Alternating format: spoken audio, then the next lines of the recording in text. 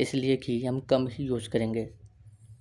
3 tablespoon घी डालने के बाद अब इसको अच्छे से मिक्स करें और इसकी भुनाई करनी शुरू कर दें।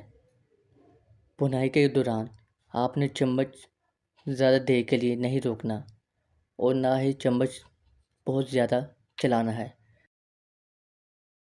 हमारे सालन की अच्छे से भुनाई हो चुकी है। इसकी अलामत क्या होगी?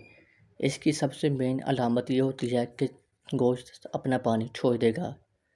गोश्त के अलावा कोई भी चीज़ होगी जैसे सब्ज़ी वगैरह, वो भी अपना पानी छोड़ देंगे और घी ऊपर आ जाएगा। सालन की भुनाई होने के बाद अब इसमें नमक ऐड करेंगे 2 टेबलस्पून। उसकी मेन रीज़न यही है कि सालन नीचे लगने से बचाता है। अगर हम नमक डाल देंगे तो सालन नीचे जलने लगना शुरू हो जाएगा, हमारा सालन ख़राब हो जाएगा। अब इसके 2 मिनट भुनाई के बाद अब इसमें हम मटन ऐड करेंगे।